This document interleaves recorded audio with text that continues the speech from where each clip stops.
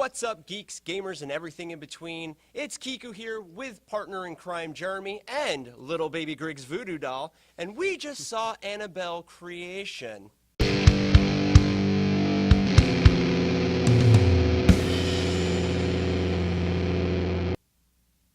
Oh, what was that, Lil Baby Griggs? What did you think of the movie Annabelle Creation? Uh-huh. Uh-huh. Predicated on human stupidity. Well, Baby Griggs, let's see what your counterpart, Mr. Big Griggs, has to say about that. This movie sucked. This movie sucked balls. Big balls. Hairy ones. I don't have anything. I mean, I'm a big fan of The Conjuring. Conjuring's probably my favorite horror film of all time. The clap game. Unbelievable film. Everything about it, it just nails every beat that it needs to. Conjuring 2 is amazing. A worthy sequel to an all-time great horror film. I didn't see Annabelle, the last Annabelle. It was decent. I heard it was terrible, but I didn't have interest in it. This movie, a lot of positive talk, a lot of great reviews. People are really hyping it up. It takes place in the Conjuring universe. I'm really excited to go see it, and I feel like I just got a cliche horror film. It felt like a Scream 5 or whatever. Like, what are all the dumb beats that a typical cheesy horror movie does? Okay, let's do all of that. Tropes. Let's do all of it. Tropes. And they did all of it. If I was expecting a B horror movie, I could have probably had a lot of fun with this, but I was expecting a Conjuring type of film. And look, I'm not saying the whole movie is a total disaster, but it starts out strong for the first 10, 15 minutes. It gives you the good vibe, good feel, and then it just moves into just constantly preheating the oven. Yeah. I never got my pizza. And finally, when I got my pizza, I wasn't hungry anymore. I was just pissed. The analogy I like to use is spinning its wheels with going nowhere. The entire first half of the movie, you're literally waiting for anything to happen. Yeah. Anything. And every time you're like, oh, here it comes, here it comes, here it comes. Nothing. And that's not even to set up like your basic horror, you know, where it's like, all right, we're going to give you a couple of quick head fakes, and then we're going to scare the crap out of you, right? It was just knew it was coming, like it was so obvious. Yeah, but when we finally got to those points, like we were like, okay, there's like two, I think, jump scares at the beginning, you know, and look, jump scares is like, it's just jump scares. There's nothing about like atmospheric horror, it seems like, anymore. And honestly, the entire film, the characters, all are stupid. Like, I get that in most horror films, like in most horror films, you know, they're not bright, but literally these characters are stupid. You question how they even survived up until this point. Yeah. Like, just regular, you know. It was just obvious stupidity. Yeah, it was obvious. It was just things that you're just like, okay, no, not like you know, you ran upstairs because you were scared instead of trying to go out the back door. More like she knows the daughter's dead, but she still tries to talk to her even after a bunch of crazy stuff goes on. And there's about 50 million points, and we're not going to spoil it for you, that we could point out to where it just hits on all levels of stupidity. But there's just the obvious moments of standing around in a room that you clearly should not be in. Absolutely. But you're just going to continue to stand there and not scream, even though, and then you scream at points. People don't hear screams in this movie, by the way. Nobody can fucking hear a scream. Right, it's like selective screaming. And then all of a sudden, then after all the screaming that nobody hears, then something happens, and then there's a smaller scream and everybody hears it. And it makes no sense. Yeah. It's horrible. And that's the problem with the stupidity of these characters. It's not that it's just frustrating. Like, I get it. We have to suspend some disbelief. Right. But that stupidity is what's actually pushing the plot forward. Because if at any one time those characters made a semi-intelligent decision, the whole movie would fall apart.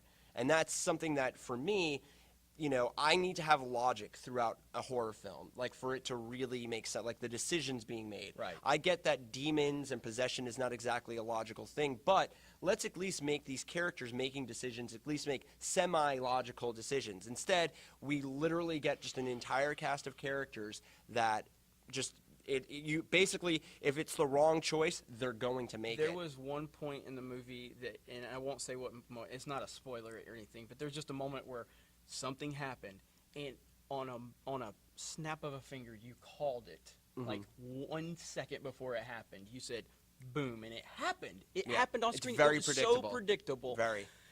just again, it's all about standards and expectations. And if you're going to present to me a movie in the Conjuring universe, I'm going to go in with really high expectations, and I want the movie to take itself seriously. And I didn't get that with this movie at all. I want to say though, and I don't know her name, but the blonde girl, the little blonde girl, Janice. She's got some acting. Yeah, potential. she was good. She's got some really. She was decent for the moments that she needed to be good. Could have been a little bit creepier, and I feel that's just like the script and the direction. Yeah, but her acting ability, I was impressed with. The rest of like I can't really like get onto the actors, most of them, because the script, you can tell, was not that good. The dialogue and banter between them was just horrible. A lot of the characters are absolute cliche characters, not even for the horror genre. It's just like, oh, the pretty mean girl and her friend who's basically following her because she's, you know, the popular one or whatever. Right. What really annoyed me, actually, was Mr. Mullins, the father of actual Annabelle. Did it just seem like he didn't care about anything throughout the whole movie? Like, I couldn't tell he even loved his daughter. Right, and it didn't even, like, you just didn't get the reason why the girls were coming there in the first, like, they just didn't seem to care about anything or anybody, and it just didn't work. None of it really worked. None of it connected. It all felt stupid. It all felt like, it's one of those, like, you know, you're watching the movies when they're making fun of the horror movies, and you're like, why are you standing there? Why aren't you running? All of those things are in this movie, and it was just like, it was so painfully obvious. And that's a thing you bring up when someone's screaming at the screen. You know, like you have that one, you know, annoying person in the audience that actually made the movie better for us. Yeah, I don't like going to see horror movies in theaters for that reason alone, but I think, I mean, I'm going to want to see this movie at home on my big screen TV with my surround sound to see if it changed, but honestly, the crowd was kind of like laughing, they were screaming, they were playing along with the movie, but they weren't taking it seriously. Absolutely and not. I found a little more enjoyment out of the theater experience than Definitely. I probably I shouldn't have enjoyed this movie that much, but that was based on the theater reaction to the movie and not the movie itself. See, I actually saw the first Conjuring and the second one in theaters, and that theater experience, when you got scared and you screamed, there was a sigh of relief and everybody kind of looking around like, oh, are you okay? And that was really cool for the theater. This one, it was like one person screamed and we all kind of just laughed at her because she was, you know, easily scared.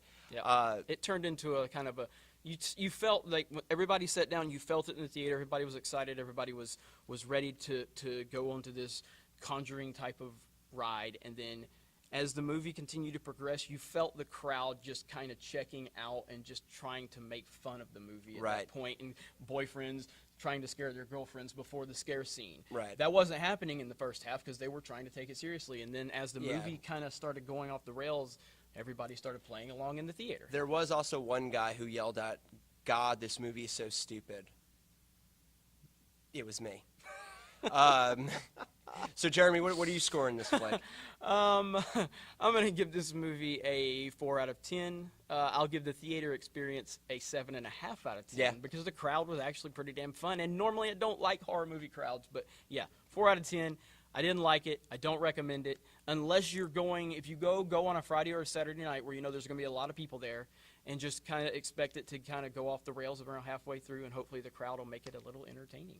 I'm going with a 3 out of 10. I'll join Jeremy's score on the 7.5 out of 10 for the theater experience, mainly because me and him riffed on it the entire night.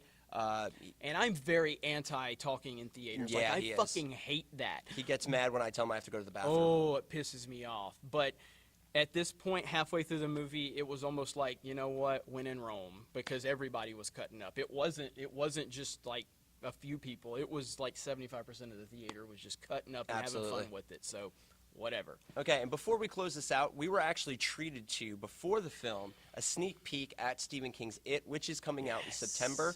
The sneak peek was actually was more tense than actually Annabelle Creation. Shit looks amazing. It does. The one gripe that I do have about I know your gripe. Is Pennywise sounds like Yoda. There's a couple of parts that I swear he's even using Yoda's language, like, okay, pay me Pennywise. I just want to say, fuck you for pointing that out, because up until that point I wasn't picking up on it, and once he said it, then I started was hearing amazing. it. was So amazing. yeah, but other than that, outside of that, and you can all say that to him in the comments if you go see this, and then he makes you think of Yoda. But yeah, I mean, it looks fantastic. All of the marketing's been great. I didn't want to see that 4-minute thing, Sneak but peek, yeah. hey, you know, I tried to avoid the last trailer too, because honestly, the first 20 seconds of that very first trailer we got from it, I've been sold on that movie. I'm going to make you feel better. That sneak peek is literally the first 4 minutes of the movie. So you actually are not having anything ruined. That is actually Excellent. like the beginning scene in the book, too. Okay. So they're not really ruining anything. So if you go see Annabelle Creation, you get to see the sneak peek of it. You should be excited for that film, which, guess what? We saw a movie. We'll be reviewing that film right. coming up in the next few weeks. So, guys, let us know what you thought about Annabelle Creation. Recommend some other horror movies that you're looking forward to this year. Maybe we're going to go see it, or maybe on that recommendation we will go see it. And if it sucks, we will call you out in the video that we make for it. Anyway, with that, guys, go to the theaters, keep it nerdy while you're there, and we will catch you during the next film.